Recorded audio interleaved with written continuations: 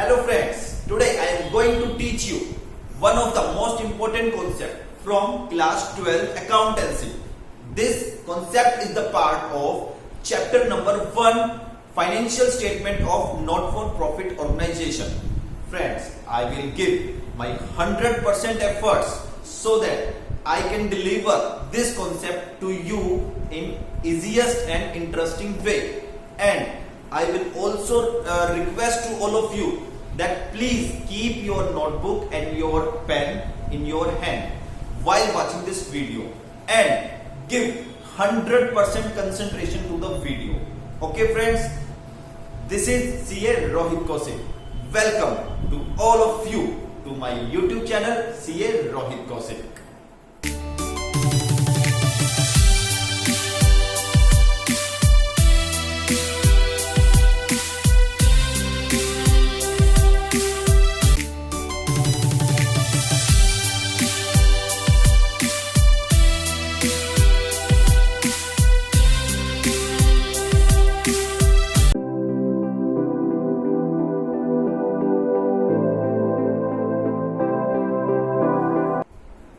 Friends, subscription income calculate करने के दो तरीके होते हैं। आप उसको स्टेटमेंट के बेस पर निकाल सकते हैं या सब्सक्रिप्शन अकाउंट के बेस पर निकाल सकते हैं।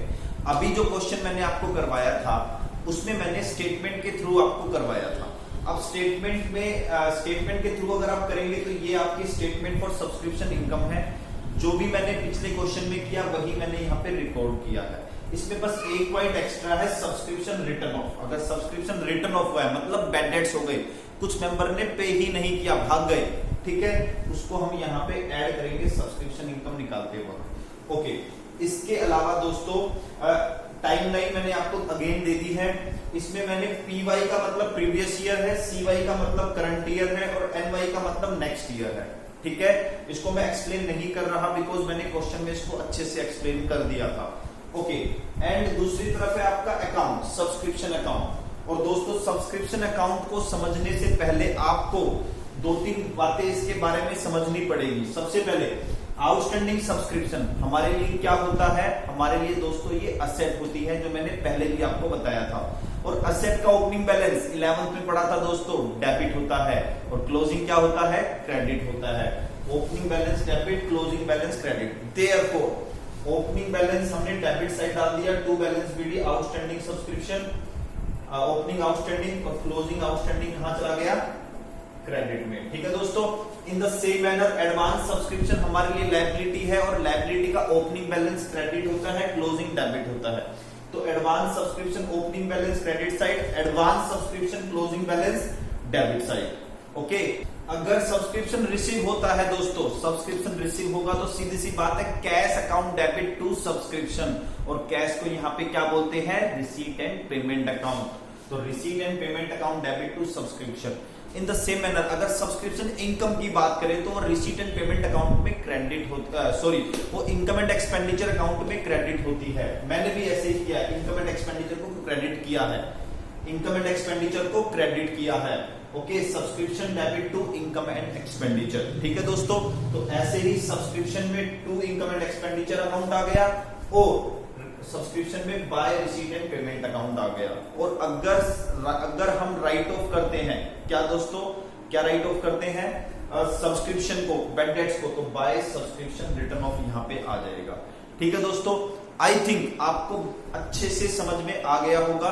अब आप एक काम करें, वीडियो को पॉज करें और इसको नोट करें।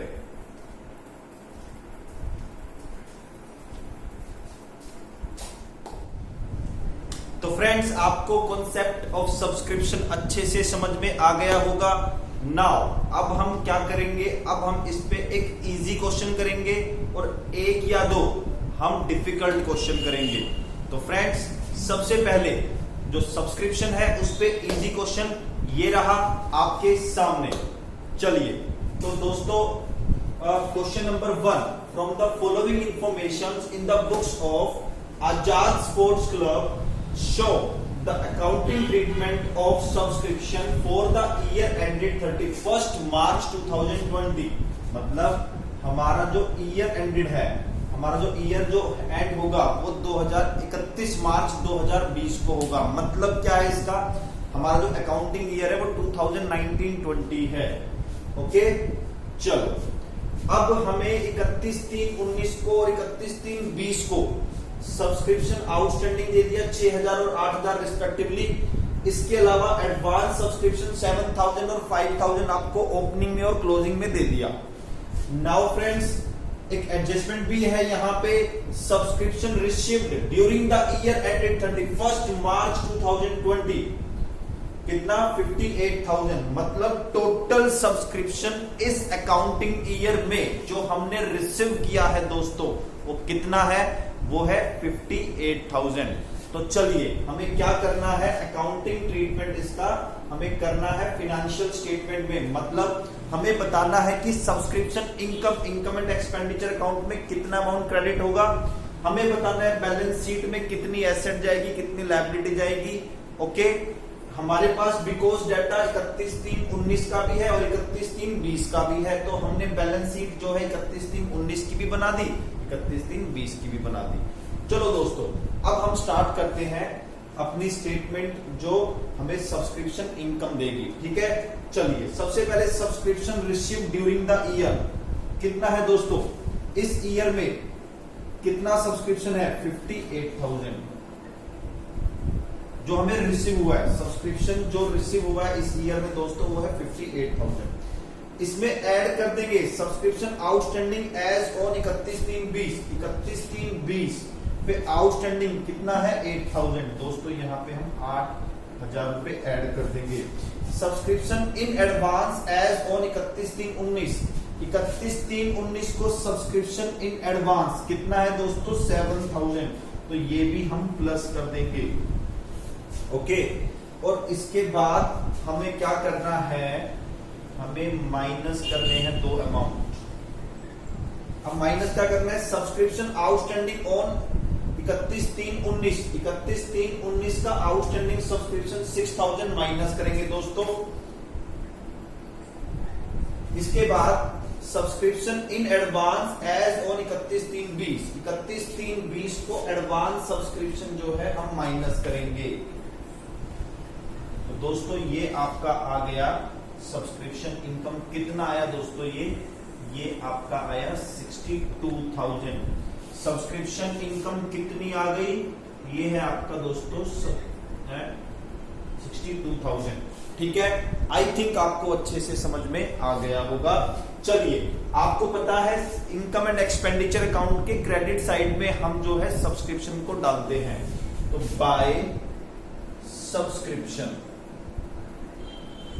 कितना है दोस्तों 62,000 जो है हमारा आया है। ये आपकी इनकम साइड होती है और ये आपकी एक्सपेंडिचर साइड होती है। चलिए, मैंने आपको बताया था आउटस्टैंडिंग सब्सक्रिप्शन हमारे लिए असेट होती है। क्या होती है दोस्तों, असेट। तो 6,000 31/3/19 को असेट है और 8,000 31/3/20 को असेट है। तो दोस्तों आउटस्टैंडिंग सब्सक्रिप्शन, इसको कैसे लिखते हैं, आउटस्टैंडिंग सब्सक्रिप्शन कितना है दोस्तों 6,000 रुपए है 31/3/19 को, और आउटस्टैंडिंग सब्सक्रिप्शन कितना है दोस्तों 8,000 है यहाँ पे। इसके अलावा सब्सक्रिप्शन इन एडवांस के बारे में मैंने आपको बताया था कि ये हमारे लिए लायबिलिटी है। अगर लायबिलिटी 31/3/19 को दे रखी है तो इसको हम डाल देंगे बैलेंस शीट जो 31/3/19 को है। एडवांस सब्सक्रिप्शन कितना है दोस्तों, ये है आपका 7,000। और इसके अलावा दोस्तों एडवांस सब्सक्रिप्शन आपको दे रखा है, कितना है दोस्तों एडवांस सब्सक्रिप्शन 5,000 31/3/20 को। दोस्तों ये था आपका accounting treatment of subscription in the books of Azad sports club. ठीक है, तो आई थिंक आपको अच्छे से समझ में आ गया होगा। अब आप क्या करेंगे, वीडियो को पॉज करेंगे और इसको नोट करेंगे। ठीक है दोस्तों, चलिए।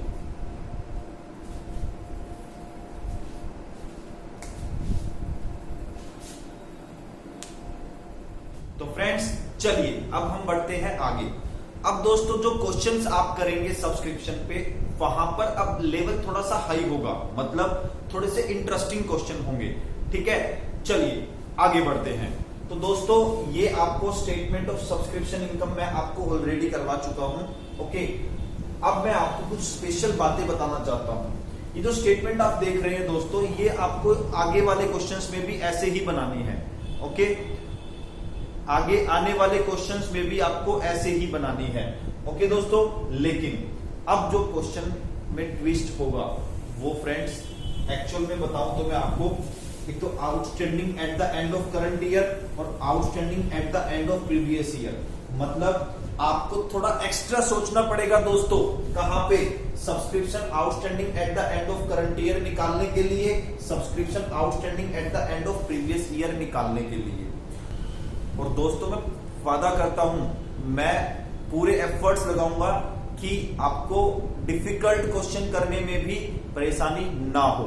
ओके दोस्तों, चलिए इसके अलावा दोस्तों subscription in advance at the end of previous year question में देगा, डायरेक्टली देगा। अगर नहीं देगा तो जीरो मान लेंगे।